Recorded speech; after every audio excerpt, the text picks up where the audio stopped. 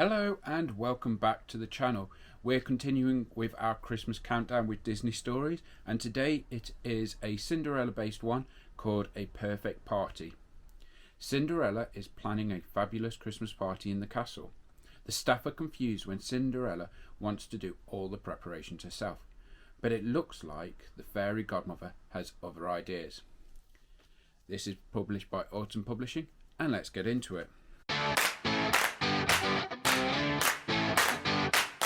Cinderella and her prince sat before a roaring fire. Christmas was coming in a few days, and Cinderella was excited. "Let's throw a party," she suggested to the prince. "What a splendid idea," he replied. "How can I help?" Cinderella smiled. "Just leave everything to me," she said. The next day, the princess began to decorate. "May we help, Cinderella?" Jack and Gus asked. "Of course," she replied. "Let's start with the grand staircase." When the mice tied some bows, a spool of ribbon began to roll down the banister. Gus hopped on board. It was just like a sleigh ride, without the sleigh. When Cinderella and her friends finished the staircase, they moved on to the rest of the castle. Jack and Gus helped the princess put garlands over the windows in the ballroom with pretty bells and baubles. They tied sprigs of holly over the doorways. They even hung stockings by the fireplace and lit candles, which gave the room a cosy glow. Finally, Cinderella and her friends moved to the stone patio where Cinderella planned to hold her party. "Won't our guests be chilly out here?" the prince asked. "I'm sure it will be fine," Cinderella replied. "Besides, what could be more magical than celebrating under the stars?" "I like stars. They're twinkly," Gus said as he nibbled on a popcorn garland. "Gus!" Jack scolded. "You're supposed to be hanging decorations, not eating them." Later, Cinderella went to the royal sewing room. When Prudence, the head of the household staff, peeked in, she saw the princess sewing a handkerchief. "Why don't you ask the royal seamstress to do that?" Prudence asked. "I'm making presents for our guests," Cinderella said. "It gives them a personal touch if I do it myself." On Christmas Eve, the royal chef came to speak with Cinderella. He wanted to know what he should cook for the party.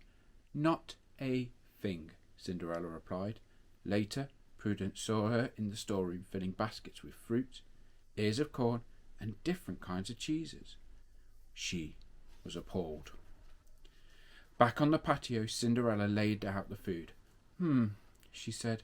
"Something's missing. But what?" Suddenly, Cinderella's fairy godmother magically appeared. "My dear, you need a centerpiece," she said. Waving her wand, she turned a water jug into an ice sculpture. "Now everything is perfect for our Christmas picnic," Cinderella exclaimed. When Cinderella left to change her gown, the fairy godmother slipped into the banquet room. "Oh no," she said, looking at the decorations Cinderella and the mice had hung. "This will never do for a royal ball." The fairy godmother waved her wand. Instantly an elaborate feast appeared. She waved her wand twice more, and the court musicians appeared ready to play. "Now, that's more like it," the fairy godmother said. When Cinderella and the prince walked past the banquet room, the princess couldn't believe her eyes. Just then, Prudence rushed in. "Where are your guests?" she asked Cinderella. "My party isn't being held in here," Cinderella told her. "Then what is?" Prudence asked. Thinking quickly, the princess said, "A Christmas party in honour of the royal staff. Would you please tell everyone else?" "What a wonderful surprise!" the housekeeper exclaimed. Cinderella opened the patio doors. "Merry Christmas!" A chorus of chirps, barks, and whinnies answered her. All of Cinderella's animal friends had gathered for her party. "Happy Christmas, Cinderella!" Gus shouted. "Merry Christmas," Jack said, correcting him. After lots of delicious food, it was time for presents. There were new feed bags, cozy blankets, stylish mouse-sized outfits. Jack loved his jacket so much that he couldn't stop looking at his reflection. Later, the prince and Cinderella danced underneath the stars. When they stopped, they realised they were alone. "Oh my! Look!" Cinderella cried. Their animal friends had gone inside and were with the staff. Delighted that everyone was getting along, Cinderella and the prince joined them. It was the most unusual and the merriest Christmas celebration they'd ever had. And that was a perfect party based on Cinderella. Thanks for watching this video. Like, share, subscribe and support the channel however you can. And I will see you real soon.